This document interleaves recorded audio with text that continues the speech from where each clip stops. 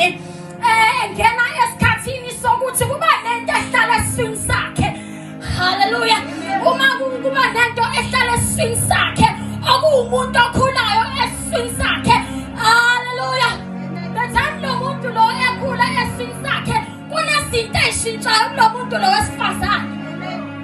Kushintsha nendlela yokuhamba, kushintsha nokudla akudlayo ngenxa yokuthi sekukhona into ehlele esiswini sakhe.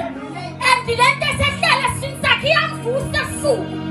Ma imvusa esuku noma kubuhlungu kanjani kuyena, but to understand ukuthi khona into ehlele esiswini.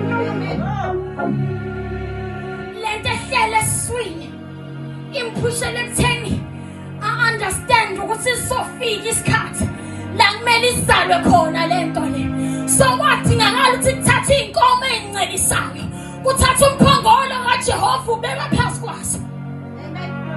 Ngoba ukuba wathatha inkomazi nje they wouldn't understand. Ngoba the time kufika khona ipain, mhlawumbe lezo inkomazi zazothatha umphongolo kaNkulunkulu uzubeke phansi. But ngoba lo wesimame, ngoba lezi inkomazi zi-understand ukuthi what is in the stomach. Uzofika usuku la kumele kusalwe khona lezi. Hallelujah. Lithi sile nkosi ayizange isabheke eceleni, ayizange ibheke ngakwasokudla, ayizange ibheke ngakwasokunxele, kepha zaqonda ibheke eBhethshemeshi. Hallelujah. Hallelujah.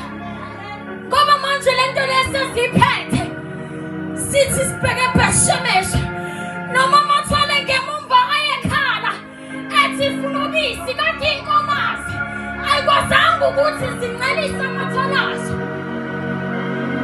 Ngoba manje sekhona into ebekiwe phezu kwazo. Ngifuna ukusho namhlanje ukuthi umphongolo lo phezu kwakho,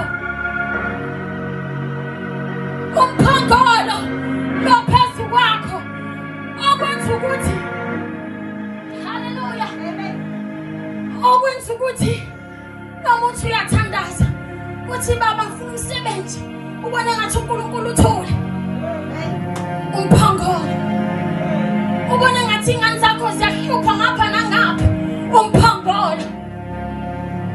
And there will be a time la ufika khona eBhethshemeshi ubeke umphongolo uqaliswe.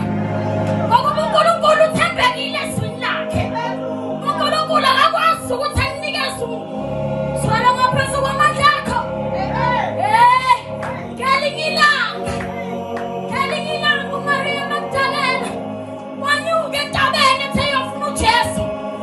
Ngokugcina kwabo bagcina uJesu esethuneni. Bagcina esethuneni. Uthe mafika umfica akekho. Ngifuna ukukutshela ukuthi kunabantu abazofika empilweni yakhe abazokufuna kule level abayitshela ukuthi ukuyona, kanti uNkulunkulu useraise standard. Kanti uNkulunkulu useraise standard ngenxa yomphongolo ubeke kuwe. uNkulunkulu usethembile bazalwane ubeshumayela izwi lakhe, sishumayela lingaxutshwa nalutho. Lilodwa liyaphilisa, lilodwa linamandla, lilodwa liyahlaba lehlukanise.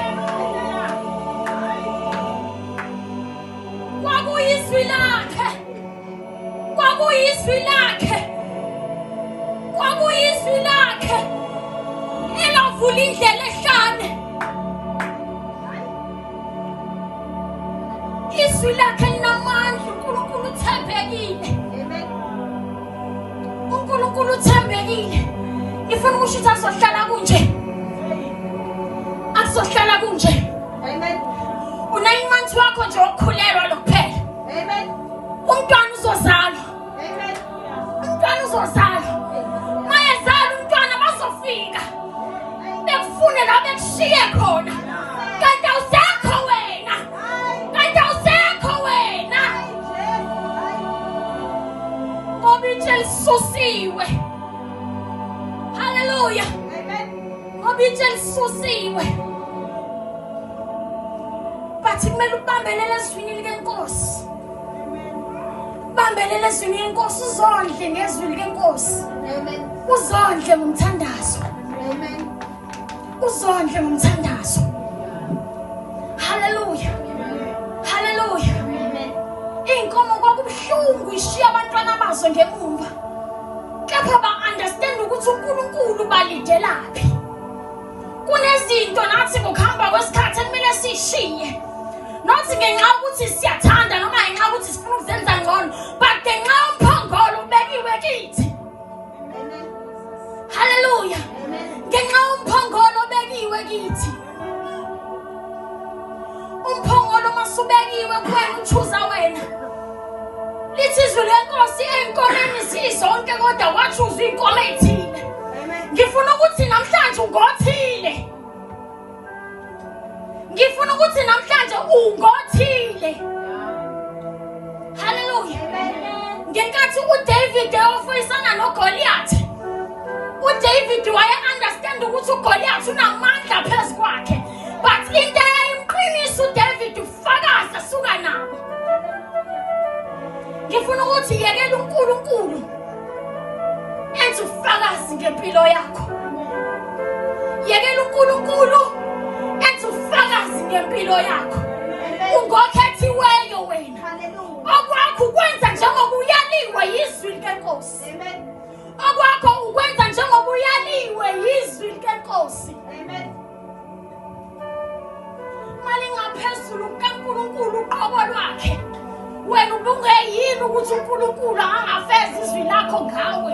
Lokuthembisile ezwini lakhe kuzofezeka ngawe ngoba wena ungokhethiweyo, ngoba wena ungowentando kaNkulunkulu.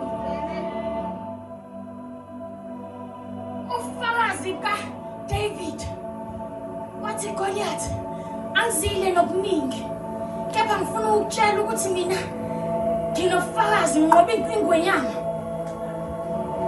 Ungaba ngaphezulu kwami ubuke kuyisidlakela, kepha ngifuna ukuthi ubufakazi bami lobe nginabo ibona obuzongivulela indlela. Na ubufakazi bakho uNkulunkulu abenzayo ngawe ibona obuzokuvulela indlela ngoba uthembekile. Hallelujah. Amen. Athi 1,000 will fall on your right hand, 10,000 will fall on your left hand. Kepha wena usobuka ukuphindiselelwa kwabantwana bakho. Amen. Ngoba zizokwenzeka zifike izimo, but wena i-concentration yakho mayibheka Bethshemesh, zizothi ifika lezo zimo sobangathi ayikazi zafika. Ngoba uNkulunkulu uthatha i-attention yakho wayibhekisa kuyena. Zithi noma izimo zifika zishaya, wena noma uzizwa ukuthi okay kubuhlungu-ke manje, but your attention mayise Bethshemesh.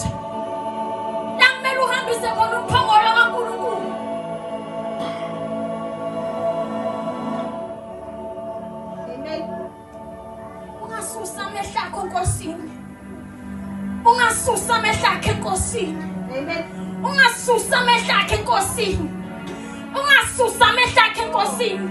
Ngifuna ukuthi namhlanje ngaba yiphutha uthi usuhambeka ngangaba siyasusa amehlo akho enkosini.